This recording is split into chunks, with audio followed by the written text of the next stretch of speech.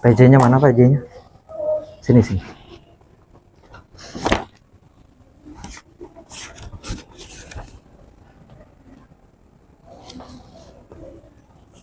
Nanti kita kan sudah pertemuan ketiga kan. Jadi yang hadir, yang merasa hadir minggu kemarin ditandatangan pertemuan 1, 2 ya, termasuk hari ini ketiga ya. Jadi kalau misalnya kemarin hadir semua 3 kali tanda tangan, yang tidak hadir ya udah ya.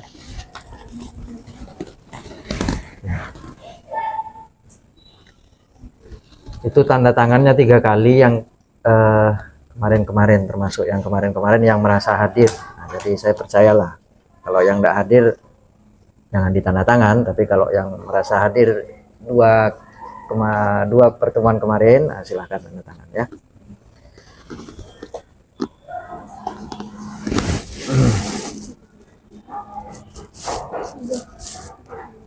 Oke, 1950 kita mulai ya, sambil mulai ya. Yang lain sambil dikontak. Bismillahirrahmanirrahim. Assalamualaikum warahmatullahi wabarakatuh. Waalaikumsalam warahmatullahi wabarakatuh. Ala hadhihi niyah wa ala kulli niyatin shalihah wa ila hadratin Nabil Mustafa Muhammadin sallallahu alaihi wasallam wa ala alihi wa sahbihi wa qarabatihi wa azwajihi wa dhurriyyatihi wa ahli baitihi al-kiram. Syai'u lillahi lahumul Fatihah. Alhamdulillahi rabbil alamin. Arrahmanir rahim. Maliki yaumiddin. Iyyaka na'budu wa iyyaka nasta'in. Shiratal mustaqim. Shiratal ladzina an'amta 'alaihim ghairil maghdubi 'alaihim waladdallin. Oke, gimana kabarnya malam ini? Alhamdulillah ya. Sehat ya. Oke. Ini memang cuman segini nih. Tahu masih ada yang ini? Belum nyampai kemana? Ada yang pulang Ustaz. Oke.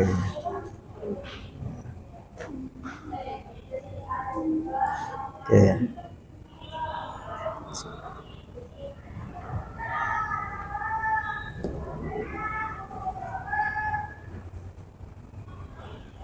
Ya.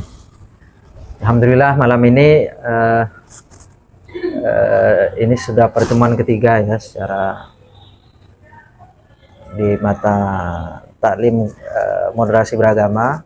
2 kali sebelumnya kita sudah pertemuan meskipun secara online ya, dan baru malam ini kita bisa ketemu secara offline.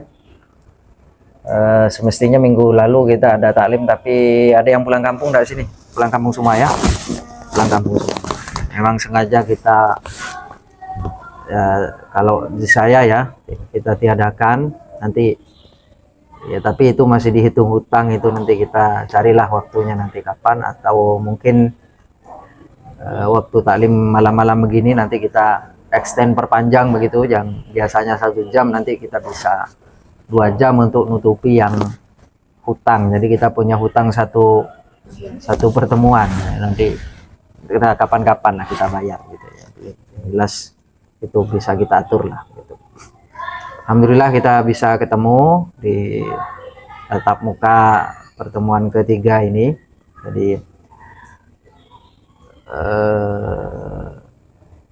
di pertemuan pertama kemarin kita sudah perkenalan, kemudian kedua kita sudah belajar tentang apa itu moderasi beragama begitu ya, yang nanti akan kita kaji, kita pelajari bersama selama kurang lebih 11 ataupun 12 kali pertemuan ya di Ta'limul Afkar. Meskipun ya di beberapa prodi saya lihat moderasi beragama itu sudah menjadi mata kuliah. Jadi mungkin apa yang saya sampaikan atau apa yang Bapak sampaikan ini mungkin ada kalanya akan mengulang ya apa mungkin yang kalian dapatkan di dalam kelas.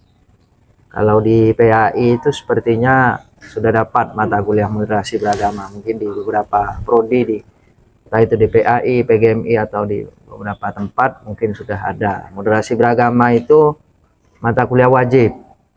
Nah, dikuatkan kembali di Ma'had Al-Jami'ah sebagai bagian daripada program. Jadi kita sebagai insan kampus, ya, insan akademik, mahasiswa IAIN Pontianak, yang tentunya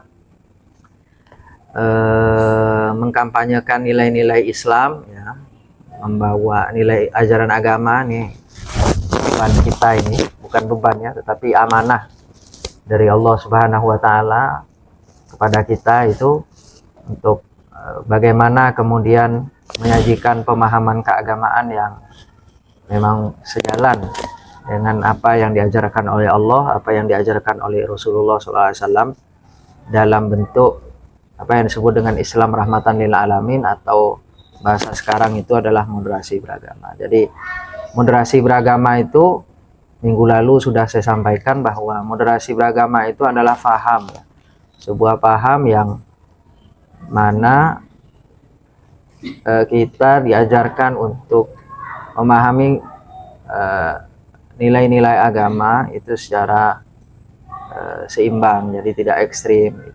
Cara pandang kita dalam beragama, begitulah kira-kira bentuk sederhana dari moderasi beragama. Jadi moderasi beragama itu bukan agamanya yang dimoderasi, enggak. Kita yakin dan percaya bahwa nilai-nilai agama, semua agama, bukan hanya Islam, bahkan semua agama itu mengusung nilai-nilai moderasi. Nanti kita akan pelajari itu apa saja yang menjadi pilar dasar pilar dasar dari moderasi beragama itu. Ya, malam ini kita akan pelajari itu. Jadi, nah, secara ringkas ya, kalau kemarin kita sudah belajar tentang apa pengertian moderasi beragama, kemudian moderasi beragama dalam banyak istilah, ya.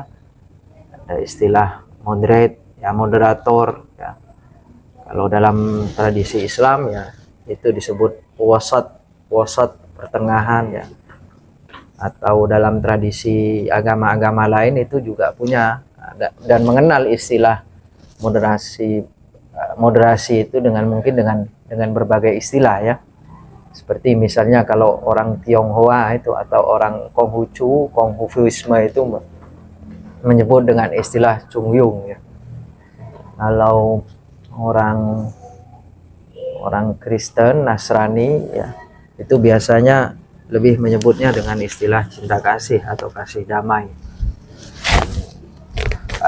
Tradisi-tradisi agama-agama lain tuh punya istilah yang sama, punya istilah yang hampir-hampir mirip semangatnya dengan moderasi beragama itu tadi. Nah, malam ini kita akan mempelajari tentang 4 pilar dasar yang mana itu menjadi penopang atau nilai utama dari moderasi beragama itu sendiri. Sebelum, ada yang tahu enggak apa nilai-nilai dasar yang menjadi yang sangat urgen yang harus diketahui dalam moderasi beragama? Ada yang tahu? Silakan.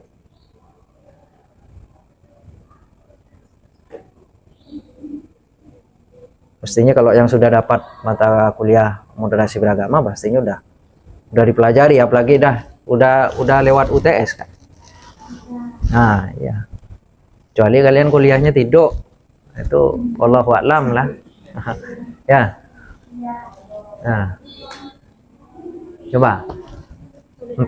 Nah, salah satunya toleransi. Terus toleransi itu bahasa Arabnya apa?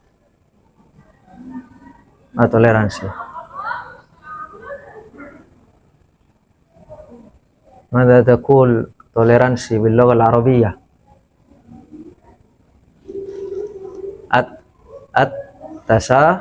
Tasamuh.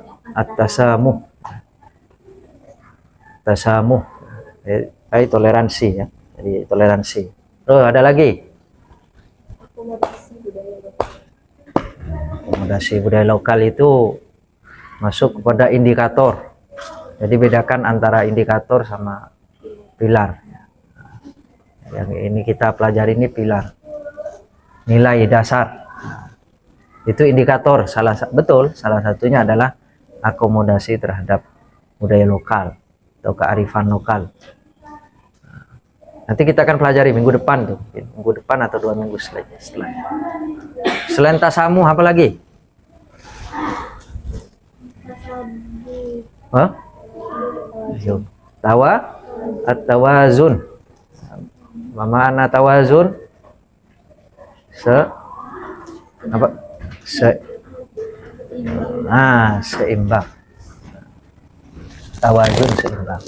Tasamu tadi toleransi, tawazun seimbang. Apa lagi? Tawasud. At-tawasud apa? Tawasud Tengah-tengah. tengah-tengah. Yang terakhir ini menjadi pilar utama dan paling susah praktekkan.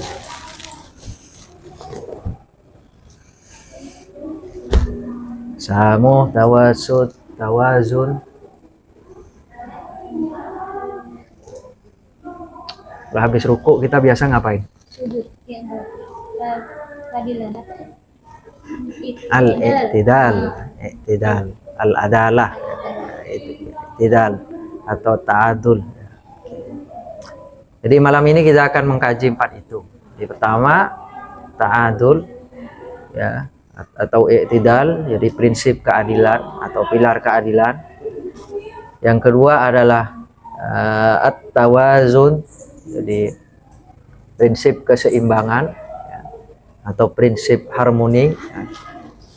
Kemudian yang ketiga adalah tawasud, tengah-tengah, dan yang terakhir adalah tasamu. Oke. Pertama kita bismillah, kita masuk ke al-i'tidal ya. Al-adalah. Coba al-i'tidal dulu. Ini yang paling susah dulu. Yang paling susah sekali dipraktikkan. Oke. Coba ada yang bisa bantu saya enggak? Apa menurut kalian apa yang kalian pahami tentang keadilan itu? Adil tuh kayak mana sih? Coba Maisaroh mana? Apa yang kamu pahami tentang i'tidal? Keadilan. Tidak membeda-bedakan. Tidak membeda-bedakan tuh maksudnya gimana? Coba sajikan kasus. Coba.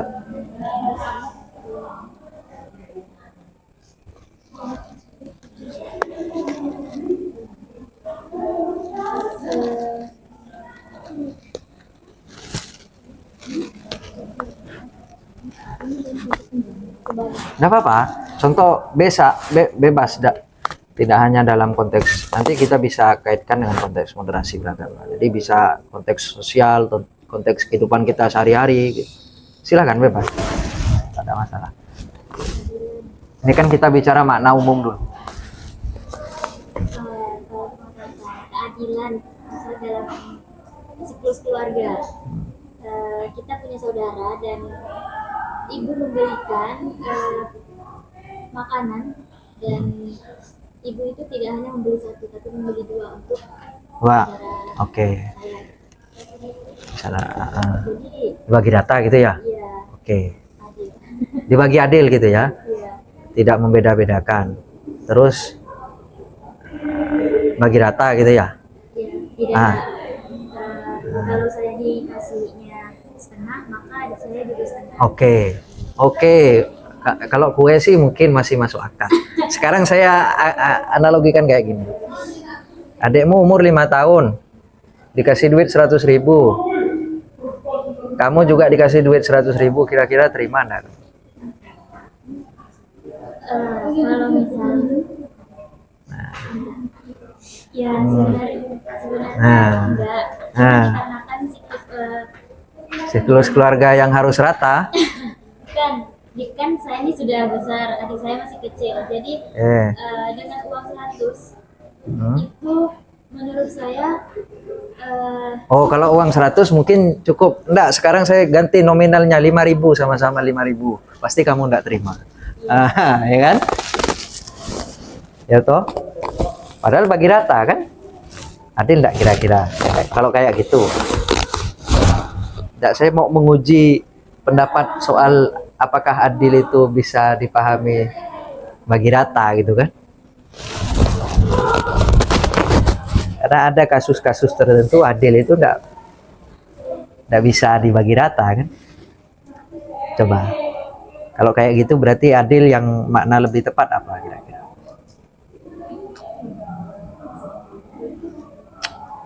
Bahasa yang sering kita mudah pahami sebenarnya itu proporsional. Jadi kalau proporsional itu kan sesuai dengan porsinya. Jadi kalau umur 5 tahun sekiranya dikasih duit 5.000 udah cukup, dah itulah porsinya begitu. Ya kamu karena sudah umur 20 tahun dikasih 5.000 ya meke-meke. Ya kan? Bensin mah tak cukup, ya kan? Belum pakai jajan, belum pakai beli skincare gitu kan? Ya. Itu analogi sederhana.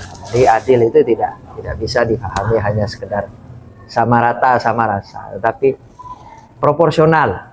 Itu salah satu definisi adil. Ada lagi? Siapa yang bisa bantu saya? Ini saya tidak hafal. Tak tengok absen.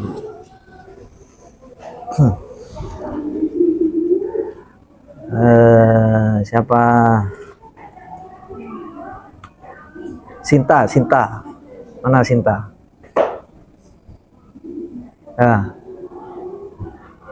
Adil menurutmu apa?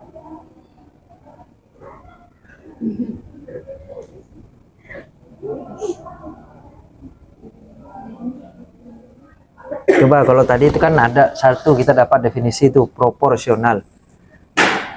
Kalau yang belum absen langsung ambil sini ya. Proporsional. Ayo Sinta, mana? Ayo, saya nih jangan sampai pengetahuan tuh hanya dari saya. Jadi nah ini rumus ya. Jadi kalian ini bukan lagi SMP, SMA atau anak SD gitu ya, yang kemudian harus didulang gitu kan. Dulang itu bahasa apa ya? Bahasa Inggris Timur, sorry. Disuap. Kalau disuap berarti kan makanan sudah tersaji itu. Yeah. Nah, tetapi kalian sekarang tuh milih sebenarnya. Jadi pengetahuan tuh dikonstruk oleh kalian sendiri.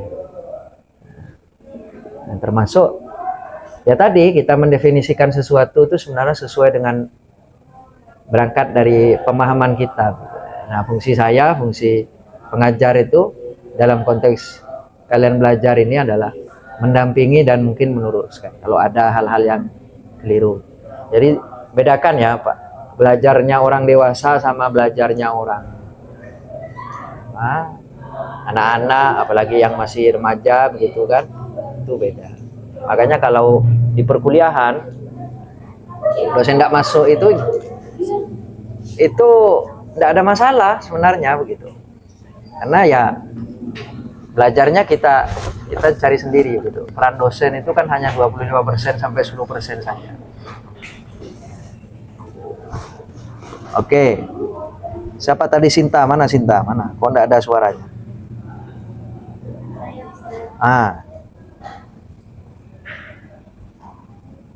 Ayo, apa kira-kira Menghargai pendapat teman. Oke,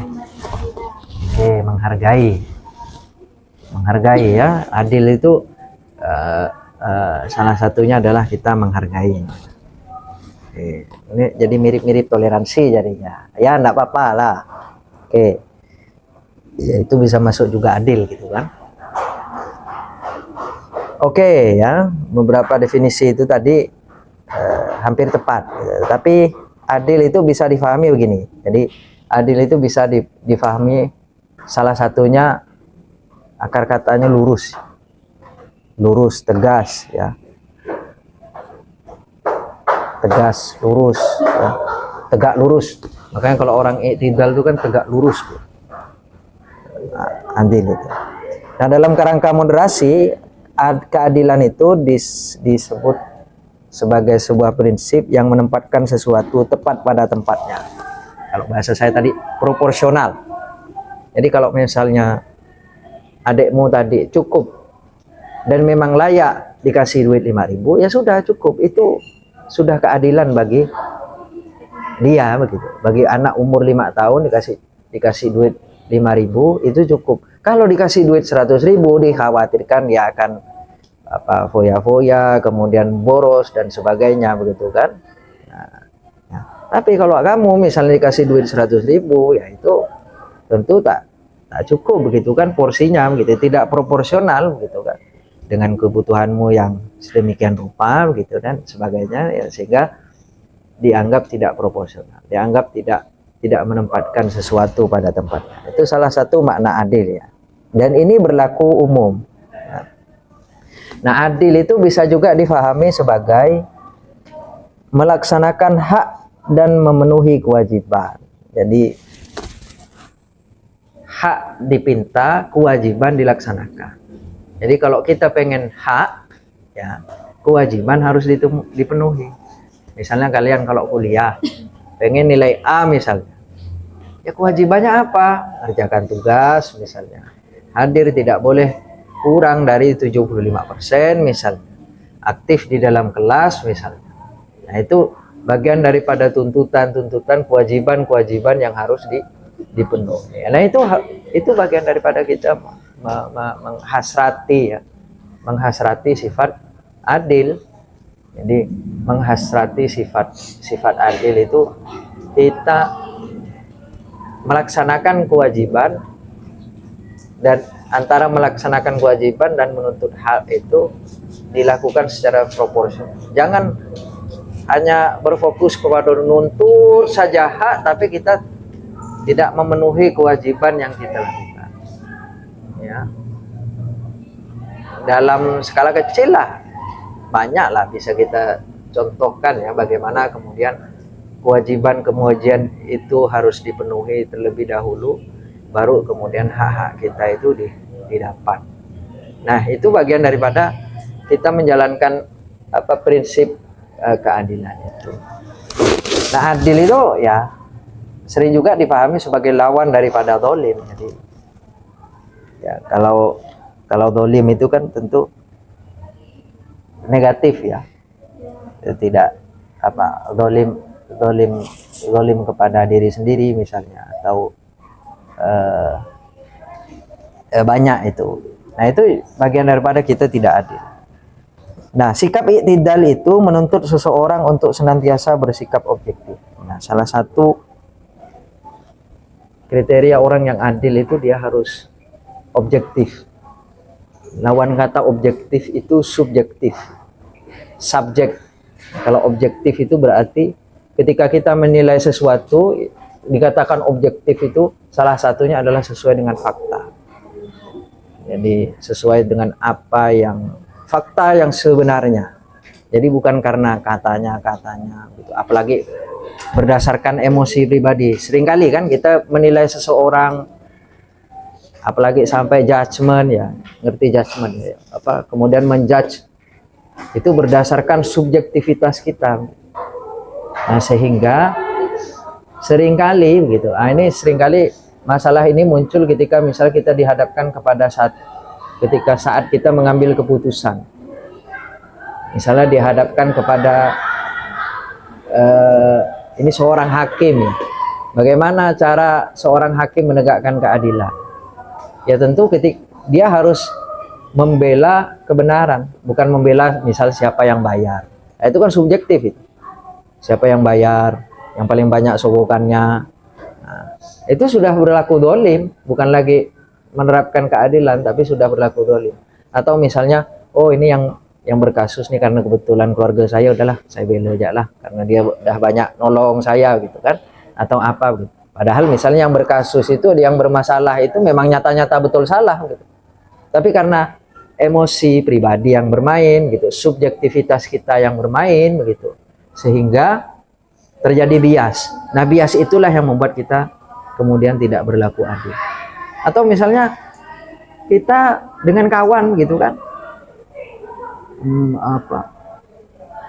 misalnya kawan tuh benar begitu ya, kawan kita tuh benar begitu, tapi karena kita tidak suka dengan dia, mungkin karena dia beda geng dengan kita gitu kan, atau beda organisasi dengan kita begitu kan sering terjadi di kota-kota besar ya, beda geng begitu kan, beda circle pertemanan gitu kan.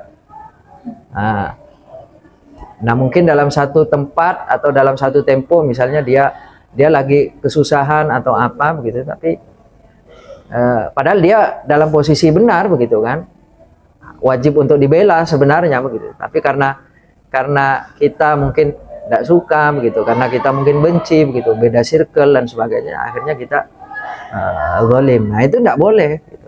Itu bagian daripada kita tidak adil, bahkan berlaku zalim gitu terhadap dalam berinteraksi.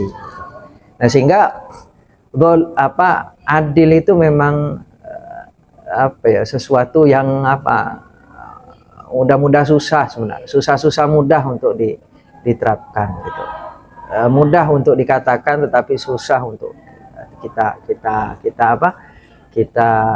terapkan dalam kehidupan kita sehari-hari. Maka kalau dalam Al-Quran itu kan banyak ayat-ayat, nah ini dah masuk dalil ya. Di antara dalil-dalil Al-Quran yang memerintahkan kita untuk beradil kan, salah satu misalnya i'dilu huwa aqrabu littaqwa gitu. Jadi, berbuat adillah kamu, karena perbuatan adil itu adalah mendekatkan diri kita kepada ketakwaan. Salah satu ciri-ciri orang muttaqin itu adalah kita senantiasa berbuat adil. Nah, salah satunya tadi sebagaimana kasus tadi, jangan sampai kebencian kita terhadap satu kaum, misalnya kita tidak suka dengan orang Cina misalnya, terus kita tidak berlaku adil dengan mereka gitu. Nah, itu tidak boleh gitu. Kata Quran tuh, wala yajrimannakum syana'anu qaumin ala alla ta'dilu, ya, ayat sebelum tadi itu, ayat sebelum i'diluhu aqrabu littaqwa. Jangan sampai kebencian kita terhadap wala yajrimannakum syana'anu qaumin ala alla ta'dilu, sampai kebencian kita terhadap satu kaum itu membuat kita tuh tak berlaku adil. Dan banyak kan kisah-kisah bagaimana Nabi itu meskipun dengan Yahudi begitu, tapi Nabi juga welas asih gitu. Nabi juga berlaku adil. Ada seorang Yahudi kemudian dituduh mencuri begitu kan, di zaman sahabat itu keadilan juga ditegakkan gitu.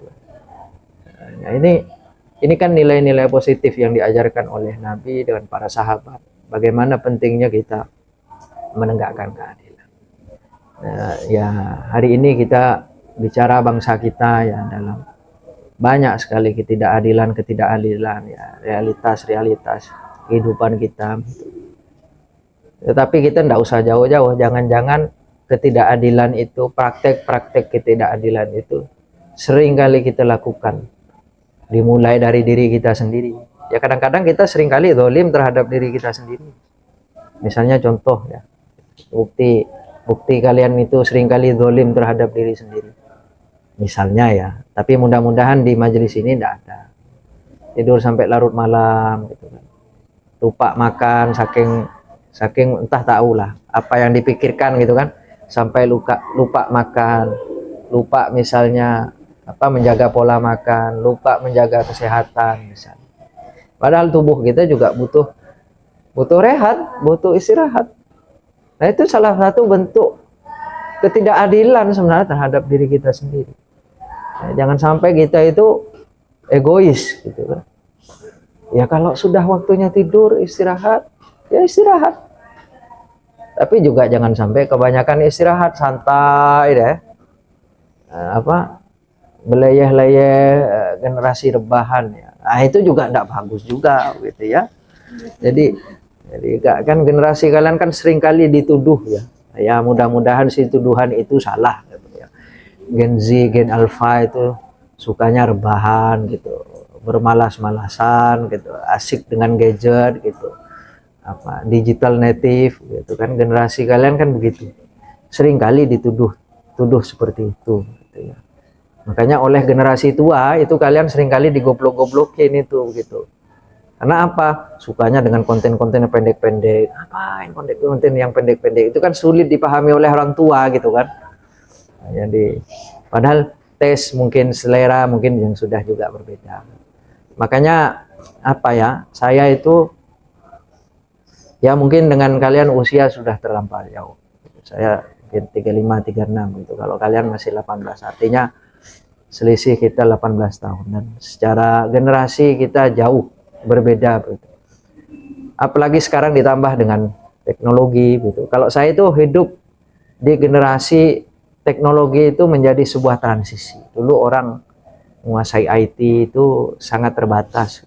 Sudah ada paling jago dah orang pegang HP, pegang laptop misalnya, menguasai 1-2 aplikasi itu sudah dianggap ahli IT gitu. Tapi sekarang kalian di era sekarang itu skill IT-nya sebenarnya sudah jauh lebih hebat daripada generasi kami ya, termasuk juga cara belajar. Jadi saya kadang-kadang mikir begitu ketika berhadapan dengan kalian ini begitu ya, ini generasi terlalu jauh, jangan sampai apa yang kemudian disampaikan ini semakin membuat gap. Jadi kalau misal sekiranya nanti dalam proses penyampaian ada hal-hal yang sekiranya kurang nyaman atau apa, silakan kalian sela, enggak apa-apa. Kalau di darah saya atau taklim saya enggak apa-apa, itu enggak haram gitu. Enggak tahulah kalau dosen lain atau ustadz lain itu mungkin bagian daripada adab, ya, itu mungkin standar nilainya berbeda. Tapi kalau saya silahkan, karena saya sadar diri bahwa mungkin saja ada hal-hal yang mungkin ketika kita nyampaikan tuh kayak kurang nyaman gitu. Nah itu adil. Jadi kalian juga sebagai generasi muda juga harus ya, salah satu misalnya kritik gen milenial terhadap Gen Z atau generasi yang kadang-kadang terlalu overthinking. Jadi menjadikan standar medsos, kehidupan yang ada di medsos itu sebagai standar kehidupannya, ya kan? Ya enggak tahu ya, diakui atau tidak, tapi ayo kita refleksikan bersama gitu kan. Jadi seringkali kalian tuh dituduh seringkali menjadikan medsos atau apa yang mungkin kalian follow, ikuti, atau apa influencer yang kalian rujuk itu seringkali menjadi standar kehidupan kalian begitu ya. Nah itu ya enggak salah sih sebenarnya, tapi ketika itu kemudian berlebihan, apalagi dengan tidak sesuai dengan keadaan realitas kalian, dan itu berbahaya. Itu termasuk juga tidak adil. Nah ini kembali lagi kepada keadilan. Jadi adil itu, bersikap adil itu harus dimulai dari diri sendiri.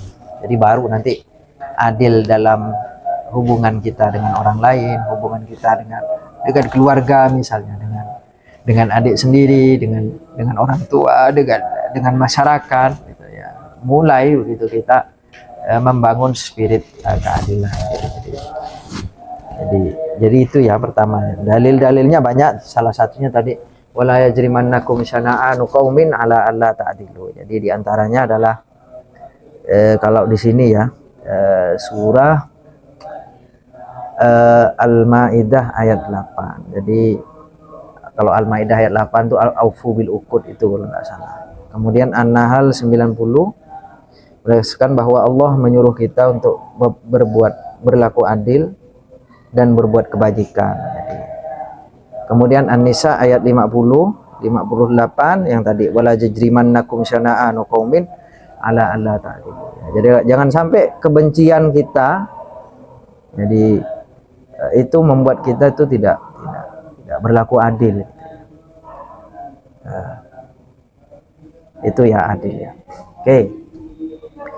Kita lanjut ke tadi adil sudah. Selanjutnya adalah at-tawazun. Nah, tawazun itu seimbang. Atau bahasa kerennya harmoni. Tawazun itu seimbang. Nah, memaknai keseimbangan itu seperti apa dalam kerangka moderasi itu?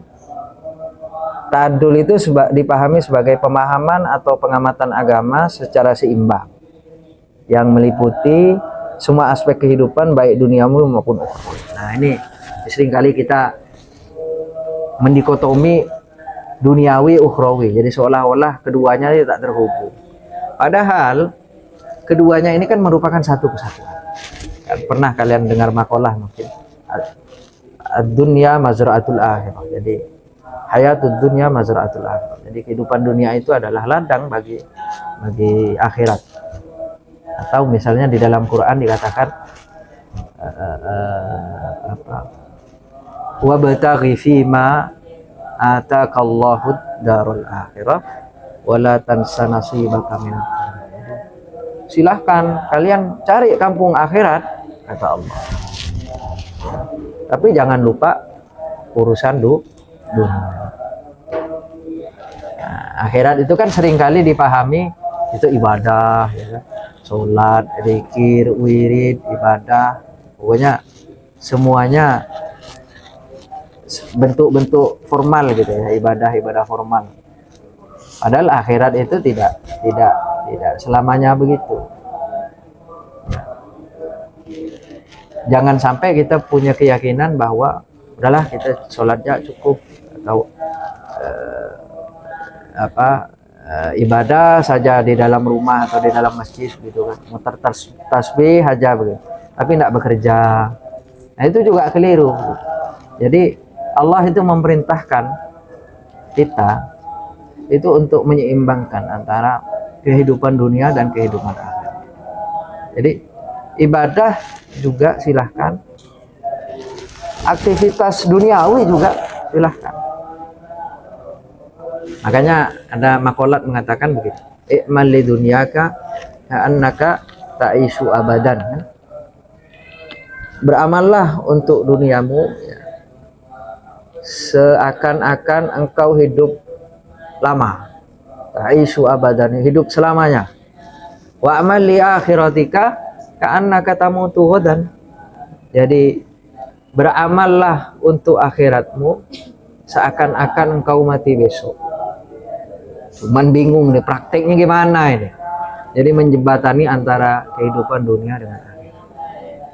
Kalau bagi saya gitu, dunia akhirat itu menjadi satu kesatuan.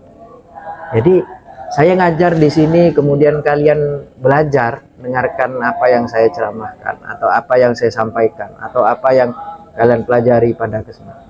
Ini bagian daripada menjalankan atau beramal akhirat sekaligus beramal dunia. Jadi mengejar dunia sekaligus mengejar akhirat. Dunianya apa? Ya kalian ikuti proses perkuliahan, kemudian dapat nilai, menambah pengetahuan dan sebagainya. Akhiratnya apa? Ya meningkatkan keimanan kepada Allah Subhanahu wa taala. Ya, semakin menjadikan kalian bersemangat untuk senantiasa beribadah kepada Allah Subhanahu wa taala, bahwa ini proses-proses ini adalah bentuk pengabdian untuk sebagai tabungan amal kita kepada kehidupan yang akan datang. Sehingga antara dunia dengan akhirat sebenarnya nyaris tidak ada pembeda dan bisa terhubung. Tinggal bagaimana kita itu memberikan bobot terhadap seluruh aktivitas kita. Jadi paham enggak kalian memberikan bobot? Jadi aktivitas kita tuh kalian beri bobot. Jadi beri nilai sehingga itu kemudian bernilai di mata Allah. Dengan apa kalian memberi bobot itu? Sebagaimana yang diajarkan Nabi, innamal a'malu binniyah. Jadi dengan kalian memperbaiki niat, meluruskan niat, itu adalah upaya kalian memberi bobot dalam setiap aktivitas kalian. Jadi kalau kalian misalnya contoh ya, kalian belajar sekolah, kuliah, kalian niat dari rumah, bismillahirrahmanirrahim, bismillahirrahmanirrahim, Allah wala haula wala quwata illa billah. Saya niatkan, saya belajar ini lillahi ta'ala, kemudian diniatkan untuk menyenangkan orang tua, terus semuanya. Tetapi pertamanya lillahi ta'ala. Nah itu adalah dalam rangka kalian memberi bobot terhadap seluruh aktivitas kalian. Begitu juga kalian misalnya ikut organisasi apa, inikah, itukah, gitu. Ada aktivitas lain misalnya di luar perkuliahan. Pertama yang harus kalian lakukan adalah memberi bobot. Jadi bukan misalnya kalian ikut ikut aktivitas organisasi mentang-mentang cewek cowoknya ikut situ juga gitu. Nah itu nyaris tidak berbobot menurut saya. Itu semu gitu. Ya ada sih bobotnya, tapi bobot yang semu gitu, yang tidak bisa kita bawa pulang nanti ke akhirat. Yang berbobot yang sesungguhnya itu adalah yang memang seluruh aktivitas kita itu yang diarahkan kepada Allah semua. Soal kemudian kita punya orientasi lain di belakangnya itu ya, itu motivasi penunjang lah. Tapi yang paling utama adalah kepada Allah Subhanahu wa Ta'ala. Sehingga seluruh aktivitas kita itu bisa bernilai. Tapi kalau kalian misalnya datang ke majelis ilmu dah dengan muka masam misalnya, atau dengan situasi hati yang tak tenang atau apa, sudah lebih baik. Kalau memang suasana hati tidak nyaman atau apa, lebih baik tak usah dilakukan. Dan daripada tak tenang kan, tak nyaman gitu kan. Nah, itu. Nah, makanya pentingnya dalam sebuah aktivitas itu kita memberi bobot. Nah, itulah dalam rangka upaya untuk kita menghubungkan di antara urusan dunia dengan urusan akhirat. Kan silakan mau jadi bisnismen, silahkan, mau jadi pengusaha silahkan, mau jadi aktivis silahkan, tetapi jadilah aktivis yang abid, senantiasa menjadikan aktivis, dunia aktivismenya itu adalah memang betul-betul untuk memperjuangkan amanah Allah. Amanah Allah, fungsi kita kan Allah ciptakan kan khalifah fil ard, wa idh qala rabbuka lil malaikati inni ja'ilun fil ardi khalifah, ya kan.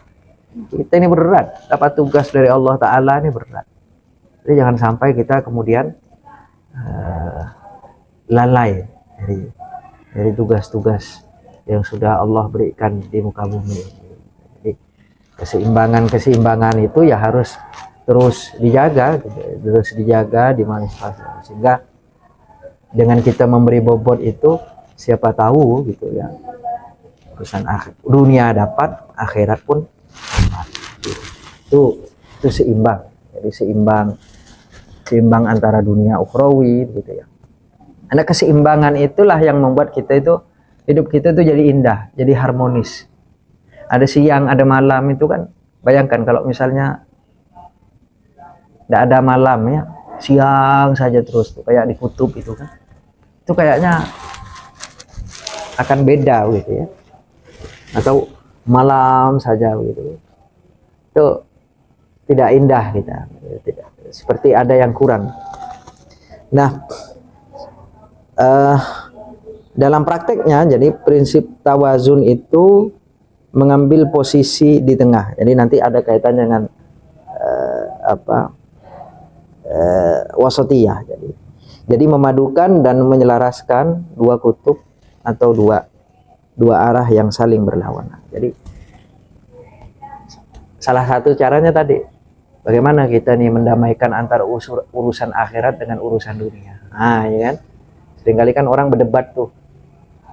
Kan ada orang-orang yang tidak berkeyakinan, tidak yakin bahwa ngapain kita mikirkan akhirat, orang akhirat itu tidak ada gitu kan, sehingga mereka asik dengan urusan dunianya.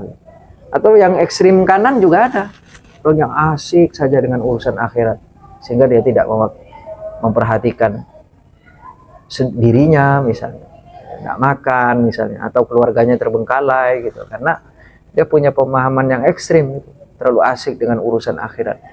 Nah, itu juga keliru. Jadi tawazun di sini memadukan antara urusan dunia, urusan akhirat. Nah, dan ini perintah Quran. Kita ibadah boleh, silahkan. Tetapi jangan lupakan urusan dunia. Kamu juga harus bekerja. Yang perempuan juga harus ngerawat anak, gitu kan. Yang laki-laki misalnya bekerja. Nah, tinggal bagaimana antara urusan dunia dengan akhirat ini bisa berpadu, bisa harmonis, harus terhubung. Jadi bagaimana kita tadi memberi bobot, sehingga kedua urusan ini yang tadinya kesannya itu berbeda bisa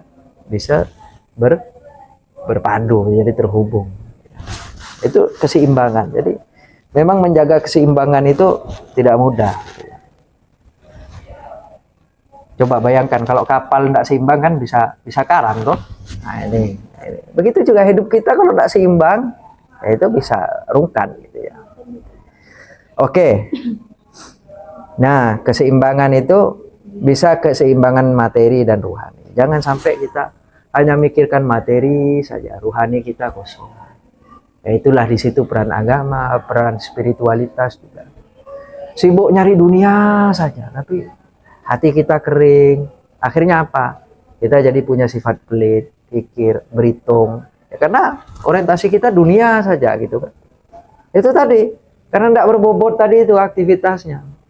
Tapi kalau orang yang punya sifat tawazun, dia bekerja, dia jadi bisnismen. Tapi dia jadi bisnismen yang soleh, bisnis yang solehah.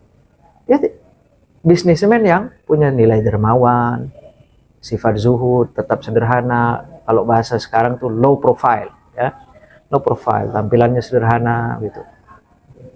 Saya ingat dulu ada nama tokohnya Bob Sadino, orang kaya tapi kayak celana pendek santai gitu. Nah memang orang-orang kaya itu biasa begitu, sederhana gitu. Tapi rumahnya miliaran gitu kan, asetnya di mana-mana gitu. Belum lagi aset digitalnya gitu. Tapi ada juga yang tidak juga kaya gitu kan, ya dikatakan miskin juga nggak mau gitu, tapi perilaku di medsosnya mungkin flexing gitu kan atau apa ya, itu bukti tidak seimbang gitu, tidak sesuai dengan apa kenyataannya. Nah, itu berbahaya juga gitu ya. Itu seimbang antara ukhrawi gitu ya. Nah keseimbangan, nah yang juga penting juga, sehingga dunia akhirat juga ada dalam konteks agama, keseimbangan antara akal dan wahyu. Dalam memahami teks-teks agama kita juga tidak bisa misalnya hanya murni memahami dengan akal kita. Akal kita ini kan terbatas, sehingga butuh bimbingan wahyu. Wahyu dalam artian misalnya Quran atau pendapat Nabi, para sahabat, pemahaman para ulama. Itu dalam rangka menyeimbangkan, karena akal kita dalam memahami sesuatu itu kan terbatas sesuai dengan perspektif apa sudut pandang kita, dan sudut pandang kita ini kan terbatas. Nah, itu sehingga perlu alat-alat lain gitu ya untuk itu seimbang. Jadi kalau orang yang mengutamakan akal saja, itu biasa akan kecenderungan misalnya memahami agama nanti akan cenderung liberal, tidak rasional nih. Makanya akhirat kan ada tuh, mereka ada orang-orang Islam mengatakan akhirat itu tidak ada, surga neraka tidak kekal. Nah bagi mereka kekekalan tidak mungkin, yang maha kekal itu Allah Subhanahu Wa Taala. Surga neraka itu tidak ada. Ya, kalau ada dan itu kekal gitu kan, nah itu berarti ada dua kekekalan gitu. Nah, ini soal doktrin akidah ya, dan memang ini pembahasannya rumit, sehingga kita butuh, akal kita tidak sampai, sehingga kita butuh wahyu di situ untuk kemudian memahami agar kemudian tercipta pemahaman yang seimbang. Begitu juga kalau terlalu tekstual gitu ya, nanti jadi radikal jadinya, ekstrim, sedikit-sedikit kafir, sedikit-sedikit bid'ah misalnya, sedikit-sedikit salah gitu kan, karena hanya memahami teks secara hitam putih gitu, tanpa ada sama sekali misalnya kalau dalam konteks kita memahami Al-Quran misalnya tidak dilihat asbabun nuzulnya gitu, kalau hadis tidak dilihat asbabul wurudnya misalnya, itu jadi masalah gitu. Ya, tawazun itu fungsinya adalah memadukan. Jadi akal juga difungsikan dalam memahami ajaran agama, begitu juga wahyu juga apa ya wahyu gitu atau ma'thur gitu kan, harus seimbang. Kemudian dalil banyaklah dalil itu. Kemudian keseimbangan hak dan kewajiban. Jadi tadi sama kayak adil itu, jangan hanya nuntut hak saja tapi kewajiban tidak dijalankan. Jadi harus balance ya, antara hak dan kewajiban.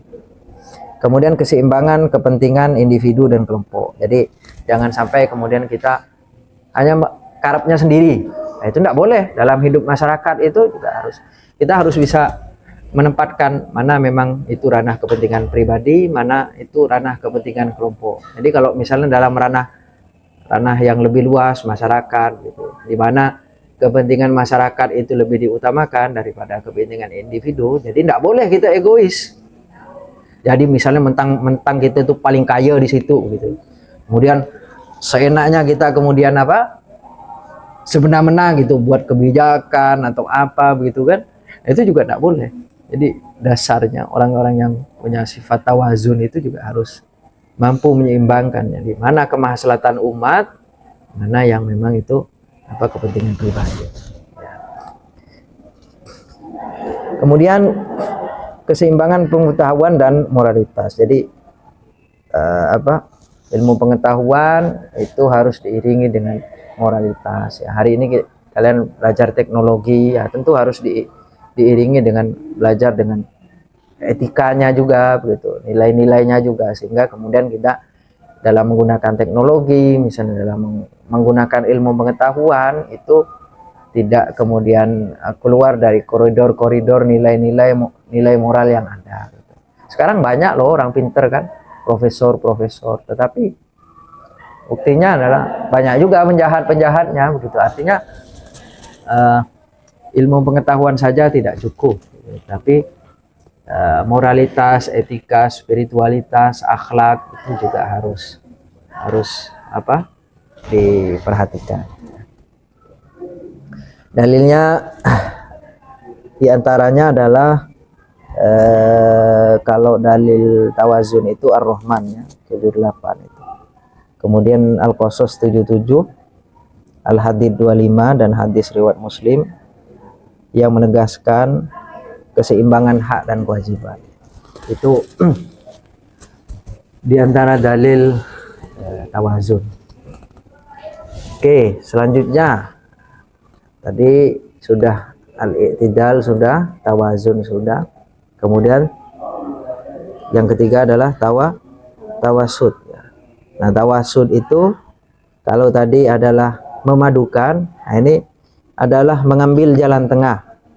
Jadi kalau dalam konflik, nah, itu kita harus menjadi penengah. Jadi bukan menjadi provokator. Nah, ini kan sering kali terjadi di kota-kota besar nih ya. Jadi misalnya ada kawannya berselisih, ini tada malah jadi provokator kan. Iya tuh si Anu tuh memang begitu. Nah, ke situ ke si B juga ngomongnya begitu. Malah diadu gitu kayak ngadu ayam. Nah, itu enggak boleh. Jadi mengadu domba itu enggak boleh. Jadi seorang yang wasat itu juga harus bagaimana dia lebih mengutamakan persatuan daripada perpecahan. Jadi ketika ada konflik, ya, ada perselisihan, seorang wasit itu harus bisa menengah, mencarikan solusi, bukan malah membuat masalah. Ya, jadi carikan solusi gimana nih?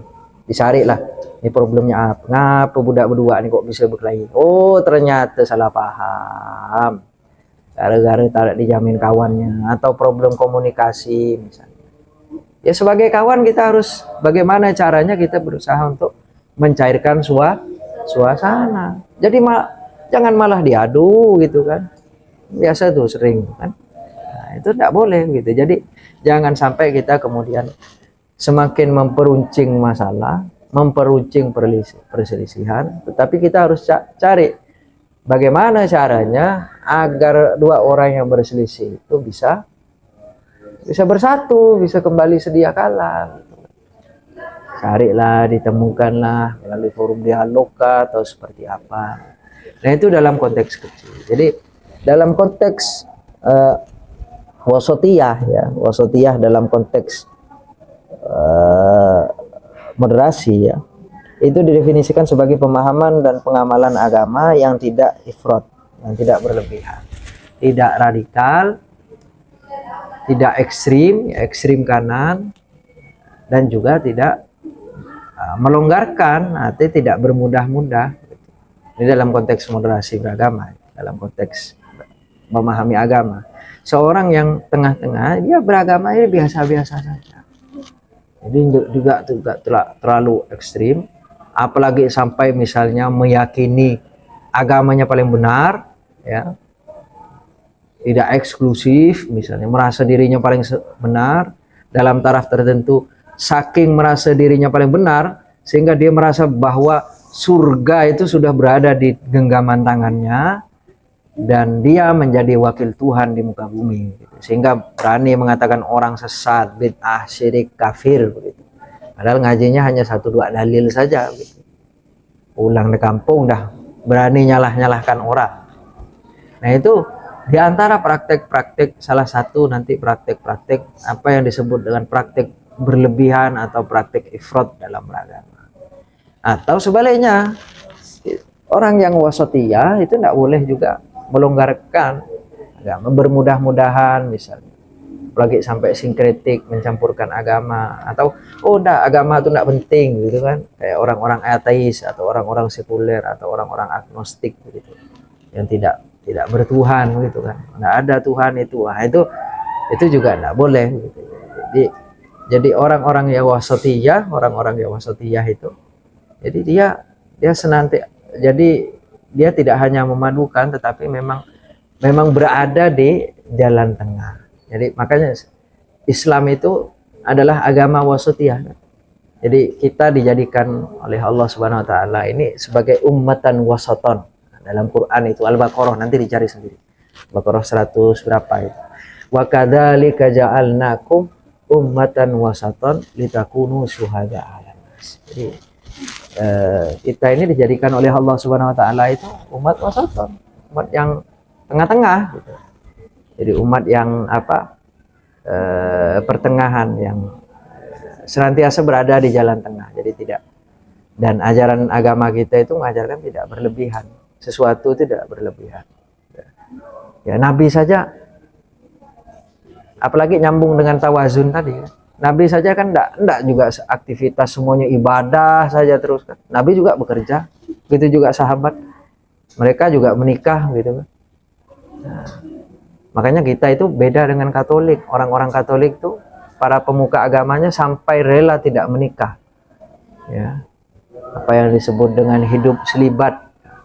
Kalau ada yang anak-anak, adik-adik di sini yang studi agama-agama, nanti kalau belajar agama Katolik, salah satu doktrin para pembesar mereka gitu. Itu mereka yang menjadi pastor, romo dan sebagainya itu, salah satu syaratnya adalah memilih untuk tidak menikah. Nah, tapi kita di Islam enggak. Nabi kita itu mencontohkan an-nikahu sunnati, katanya. Nikah itu adalah sunnah, bagian daripada sunnatku. Faman raghiba an sunnati falaisa minni.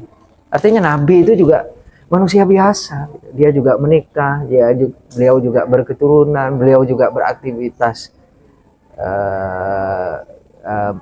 makan, minum dan sebagainya begitu. Tidak segala sesuatunya misalnya hanya diukur dengan ibadah formal saja. Makanya praktek-praktek sufi yang berlebihan juga sebenarnya itu bertentangan dengan nilai-nilai spirit moderasi tawasud tadi. Itu juga tidak boleh berlebihan ekstrim dalam beribadah sampai kemudian melupakan aktivitas kehidupan kita. Atau sebaliknya misalnya terlalu asik beraktivitas kehidupan sampai lupa sholat misalnya, itu juga tidak boleh. Jadi seorang yang beragama itu ya santai-santai saja, sedang-sedang saja, jadi di tengah-tengah kita. Dalil lain juga mengatakan khairul umuri awsatuha. Jadi sebaik-baik perkara itu adalah yang di tengah-tengah, yang pertengahan. Kalau kata Bang Haji itu yang sedang-sedang saja gitu kan. Nah, ya, sedang-sedang saja, biasa-biasa ya gitu. Biasa-biasa ya itu filosofis gitu. Kalian ngomong sebiasa ya ini gitu kan. Saya terlalu ngegas gitu kan. Nah, itu sebenarnya adalah prinsip moderat gitu. Jangan terlalu emosi juga, jangan terlalu lembek gitu kan. Biasa-biasa ya gitu kan. Ya santai-santai, biasa-biasa itu. Itu filosofis begitu. Perkataan itu ya sangat memuat filosofis gitu ya. Itu tawazun ya, dalilnya sudah saya sampaikan tadi. Yang terakhir adalah toleransi. Nah ini toleransi ini adalah apa kira-kira? Toleransi saling menghargai ya. Jadi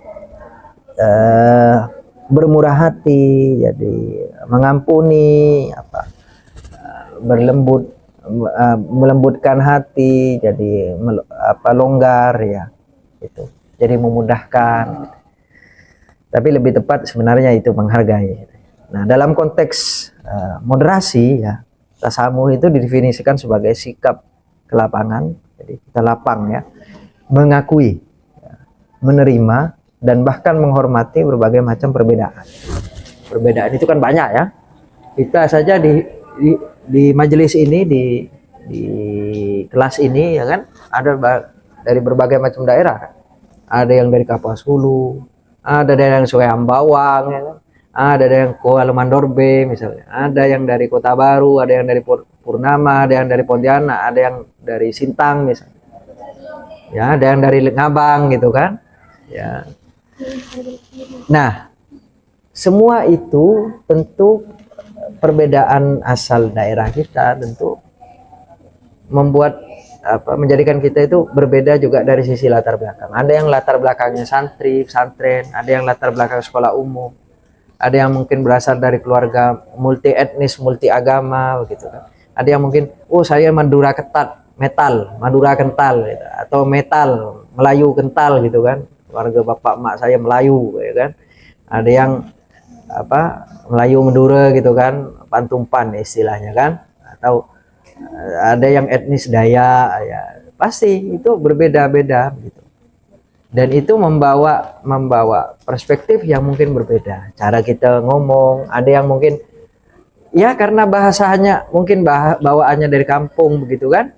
Ngomongnya agak sedikit kasar, mungkin kasar kedengaran kita begitu, keras gitu kan, atau mungkin agak sedikit nyaring begitu kan. Nah, itu bagian daripada kita harus kita saling pertama mengenal dulu kan. Kemudian mengetahui, memahami, baru kemudian menghormati keanekaragaman itu. Karena keanekaragaman itu tadi adalah sebuah keniscayaan. Jadi sebagaimana yang dikatakan Allah Subhanahu wa taala dalam ayat yang masyhur ya. Al-Hujurat ayat 13. Ada yang hafal? Ya ayyuhan nasu inna khalaqnakum min dzakarin wa untha wa ja'alnakum su'uban wa qabaila lita'aruf. Ta'aruf itu bukan hanya kalian pada saat mau nikah saja. Ta'aruf itu jangan hanya diperkosa maknanya dengan hanya kayak gitu ya. Tetapi ta'aruf itu jauh lebih luas. Jadi kalian sesama kalian ini kita ta'aruf, kita saling mengenal. Saya dengan kalian ta'aruf, kita kemarin kenal gitu kan. Satu dengan yang lain kita mengenal, ini asalnya dari Sungai Ambawang. Alumni ini, alumni pesantren ini gitu. Ada yang dari Ngabang, ada yang dari Skadau misalnya, ada yang dari Kapuas Hulu, ada yang dari Melawi. Kita mengenal. Ya, kan pasti masing-masing daerah ini kan punya kuliner, daerah mungkin penghasilan daerahnya berbeda. Ada yang mungkin mayoritas aktivitasnya di sana tambang emas misalnya kayak di Hulu tuh. Kayaknya orang-orang Hulu tuh biasanya kaya-kaya.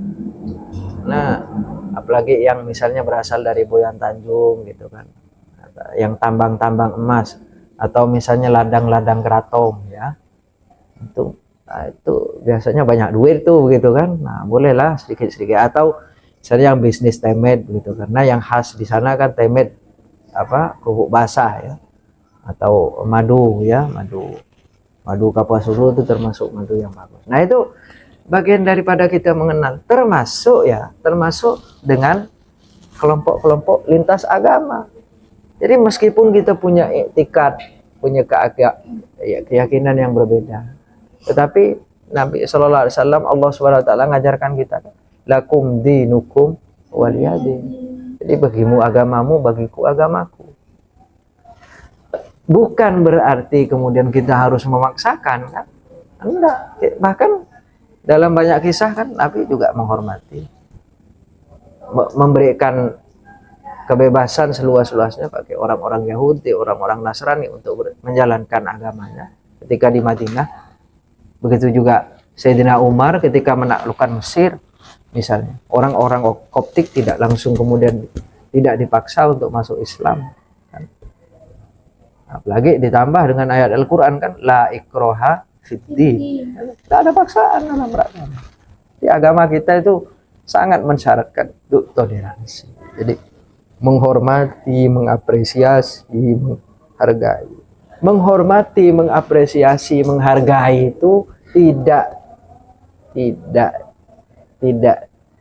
kemudian lantas kita katakan bahwa kita membenarkan ajaran mereka, ya kan? Tetapi itu dalam rangka hubungan sosial kemasyarakatan kita, muamalah. Jelas, kalau kita tetap harus berpegang kepada prinsip kita. Jadi kalau soal prinsip, tidak ada toleransi. Misalnya, jangan sampai kalian memahami toleransi itu berlebihan. Misalnya, ketika misalnya kalian bertamu ke orang gitu kan, kemudian kalian ikut makan yang haram gitu kan. Oh ya Pak, toleransi, menghargai. Tidak bisa juga. Karena itu sudah menyentuh aspek-aspek prinsip. Jadi toleransi kita juga harus dibatasi oleh prinsip-prinsip. Jadi ketika toleransi itu ketika berkenaan dengan akidah misalnya, itu kita harus tetap berpegang kepada prinsip kita, prinsip keimanan kita, keislaman kita. Ya. Apalagi ranah ibadah kan, ranah ibadah misalnya, tidak boleh kita gara-gara toleransi sampai ikut misa Natal gitu kan. Nah, itu juga tidak boleh.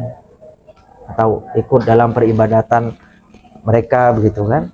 Nah, itu tidak boleh. Tapi kalau hanya sekedar jaga gereja gitu, atau hanya sekedar misalnya ngantar kue lebaran atau kue imlekan, ya, itu tidak ada masalah. Itu kan muamalah, ya kan. Ya.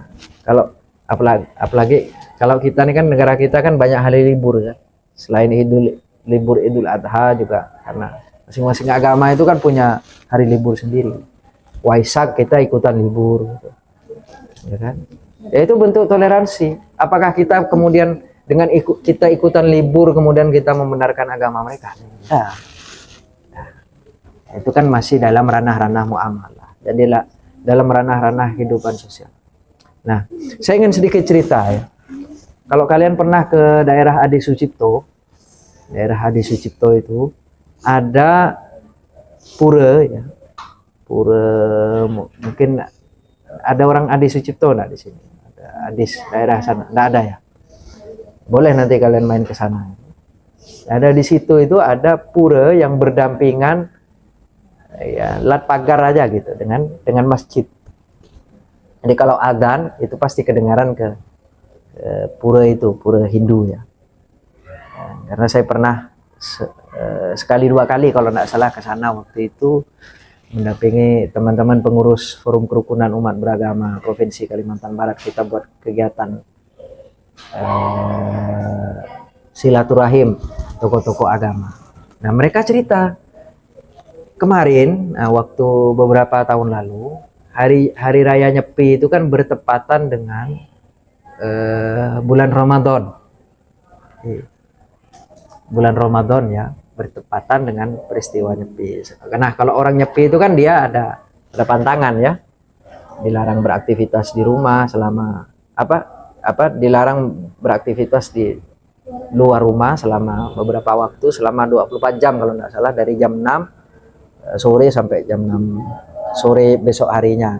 Kemudian dia ada 4 larangan itu kan, amati geni apa gitu. Dilarang menghidupkan api apa segala macam. Nah, kemudian untuk menghormati itu ya kan biasa kalau Ramadan kan kita habis tarawih itu kan ya minimal adzan gitu kan, tarawih, kemudian dzikiran apa segala macam. Habis itu biasa habis tarawih itu kan darusan kan biasa itu. Nah, itu saking toleransinya mereka itu. Jadi pengurus masjid memberikan ruang kepada teman-teman Hindu untuk menjalankan ibadahnya dengan tenang, sehingga sholat tarawih tetap dilaksanakan, tetapi dengan posisi misalnya speaker tidak keluar, tidak pakai corong luar lah, gitu kan, sehingga tidak mengganggu aktivitas proses Nyepi begitu mereka. Begitu juga ketika mereka memperingati Dharma Santi ya, istilah kalau Dharma Santi itu kalau bagi mereka itu kayak halal bihalal di kita. Nah, Dharma Santi beberapa tahun lalu itu sempat bersamaan dengan ya momen-momen tarawih itu gitu. Jadi momen-momen tarawih gitu. Nah, mereka melaksanakan Dharma Santi itu setelah kita selesai di masjid itu selesai melaksanakan tarawih. Sehingga ketika ada musik alunan gamelan apa segala macam dalam peristiwa Dharma Santi itu tidak terlalu mengganggu gitu. Nah, itu bentuk toleransi. Jadi bentuk toleransi kita memahami dan memberikan ruang kesempatan kepada mereka untuk menjalankan ibadah. Bukan berarti kita membenarkan teologi Hindu, enggak. Jelas itu akidah kan, prinsip akidah yang itu berbeda dengan kita. Atau kita membenarkan trinitasnya orang Kristen gitu kan, enggak. Ya, itu jelas, itu harga mati bagi kita. Kita harus tetap berpegang kepada prinsip teologi kita, prinsip akidah kita juga harus tetap. Tetapi dalam ranah-ranah muamalah, dalam ranah hubungan sosial kemasyarakatan, ya kita harus menghargai, menghormati. Begitu juga mereka kan sekarang kalau sudah kan orang-orang Cina apa segala macam itu kan sekarang sudah Pak. Ini makanya kalau orang Cina biasa buat undangan atau apa gitu kan. Misal kalian kalau kalian punya, saya kebetulan hidup di Purnama ya, di kompleks Cina itu, rumah saya yang lama itu di kompleks Cina. Jadi mayoritas tuh di sana tuh Chinese semua. Ya agama sih macam-macam, ada yang Konghucu, ada yang Buddhis, ada yang sepertinya Kristen karena di satu komplek di rumah saya itu ada gereja. Jadi ada 2 rumah kemudian dijadikan seperti rumah ibadah, seperti gereja. Biasanya teman-teman Protestan yang sering begini. Tapi saya enggak merasa risih begitu.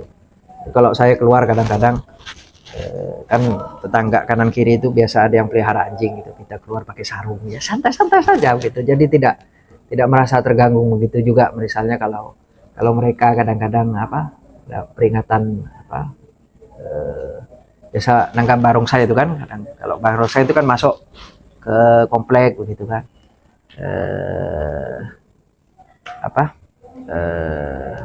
main biasanya kan itu barongsai atau naga itu kan bisa main gitu, atraksi biasa. Ya kita enggak ada masalah, kita fine aja begitu. Begitu juga kalau kita pas lagi tahlilan atau maulid, mereka menghormati, memberikan ruang. Kalau kita pas lebaran, mereka datang gitu, ikut berkunjung begitu. Begitu juga sebaliknya ketika mereka Natalan atau ketika mereka Imlek gitu, kita balas berkunjung. Dan mereka sudah siapkan itu, oh ini Pak yang boleh dimakan gitu kan. Kalau kue keranjang itu kan banyak juga yang halal gitu kan. Terus ada makanan-makanan yang memang sudah mereka siapkan memang khusus saudara-saudaranya yang muslim. Makanya salah satu cara kita untuk punya sikap toleransi itu adalah melalui pertemuan. Jadi kalau kalian makanya kemarin di kuis kemarin itu di form yang kalian isi, mungkin ada beberapa di sini yang belum ngisi ya, nanti silakan isi yang belum ngisi. Jadi di form itu kan ada item pertanyaan, salah satunya adalah apakah kalian punya teman beda agama begitu. Nah, mungkin ada di sebagian kalian yang mungkin nyaris tidak punya teman yang beda agama. Tapi penting juga kita biar kenal itu, kita perlu punya teman beda agama, dan itu tidak sulit kok sebenarnya. Sekarang kan kita ada organisasi. Misal kalian aktif di BEM atau di ekstra kampus, misal aktif di PMI kah, HMI kah misalnya, atau GMNI kah misalnya, itu bisa ada kemungkinan untuk berteman dengan teman-teman lintas agama gitu, atau aktif di organisasi kemasyarakatan ya. Nah dari situlah kalian bisa mengenal gitu. Kalau orang Kristen tuh kayak gimana sih gitu. Mengenal bukan berarti kita meyakini agama mereka. Jadi jangan disalahpahami ya. Mengenal itu bukan berarti kita membenarkan ya. Jangan sampai disalahpahami begitu. Kita tetap harus punya ikatan yang kuat terhadap prinsip akidah, kita harus dipegang kuat tuh. Akidah, prinsip-prinsip keimanan, tauhid itu harus dalam berinteraksi dengan agama lain itu, prinsip akidah kita harus kuat dulu. Kalau tidak kuat ya lebih baik tidak usah. Tetapi dalam rangka kita membangun semangat toleransi tadi itu, kita harus itu tadi kenal, perbanyak. Jangan alergi kalian berteman dengan kawan-kawan lintas agama. Saya punya, kadang-kadang saya nyaman kita ngobrol dengan pendeta, Romo. Kadang-kadang sering gojlok-gojlokan. Romo, ngapalah Romo tuh ndak menikah, ndak kerugi ndak menikah kan? Yang laki-laki pastor itu kan nikah selibat. Kita ngolok, bukan ngolok sebenarnya dalam artian kita mencela agama mereka, ya. Tetapi kita itu saking kita akrabnya begitu. Nah, saya ingin mencontohkan bagaimana kemudian mungkin kalian pernah dengar konten kreator atau influencer atau Ustadz Habib Hussein Ja'far. Hussein Ja'far itu punya acara namanya login gitu ya. Dia menghadirkan pendeta ya kan, Bante, terus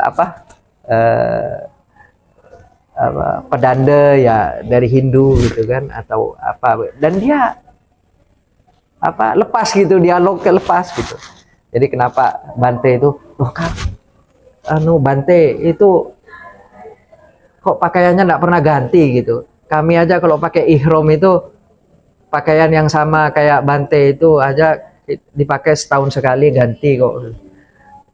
Tapi kok ke Bante enggak pernah ganti, saking enggak pernah gantinya sampai kuning kayak gitu. Nah, itu kan bukan gojlokan sebenarnya, tapi itu ya gojlokan sih, tapi itu dalam rangka membangun membangun chemistry, membangun kesepahaman, kedekatan kita gitu. Sehingga kemudian mereka dengan sukarela menjelaskan bagaimana kami berkeyakinan bahwa ini adalah simbol begini gitu. Kami seperti ini nih sebagai simbol kesederhanaan gitu kan.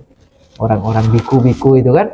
Dan itu kalau kita lihatnya dia itu kan ya mirip-mirip Katolik juga kan, tidak menikah gitu kan. Orang yang jadi biku itu tidak menikah, tidak boleh menikah. Sama kayak ini. Kayak Katolik tuh, selibat juga gitu. Beda kalau Kristen orang-orang Protestan tuh boleh menikah.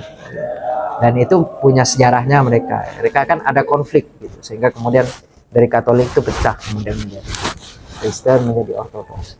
Nah, dari mana kita kenal? Ya dari itu tadi, hubungan, kita belajar. Nah, lagi-lagi kita mengenal, kita memahami bukan berarti kita membenarkan. Jadi bedakan antara kita mengenal, memahami, kemudian membenarkan. Membenarkan itu nanti persoalan pengalaman spiritual, kemudian kita cenderung kemana.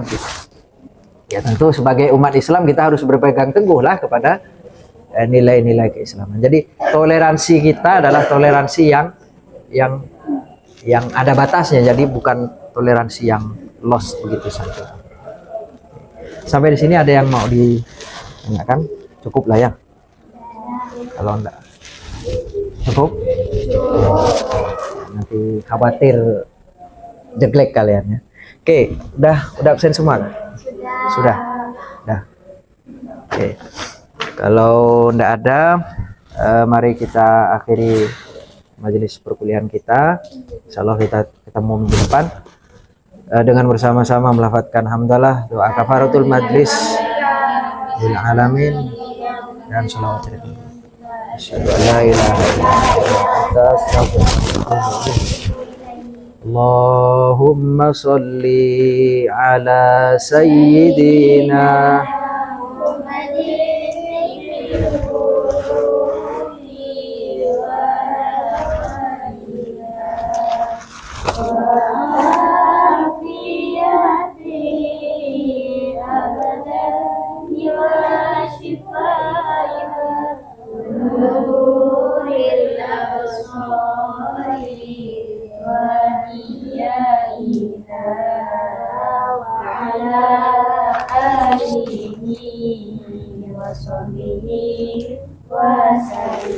walakum minkum wallahul muwaffiq ila aqwamit thoriq. Wabillahi taufiq wal hidayah.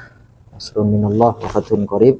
Wasyiril mu'minin. Assalamualaikum warahmatullahi wabarakatuh. Waalaikumsalam warahmatullahi wabarakatuh. Nyemas mana? Sini. Silahkan.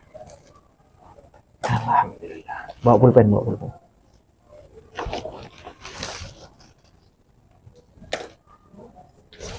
Tanda tangan 3 kali ya.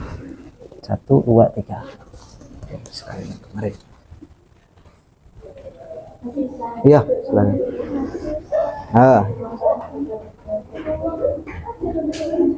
Ya.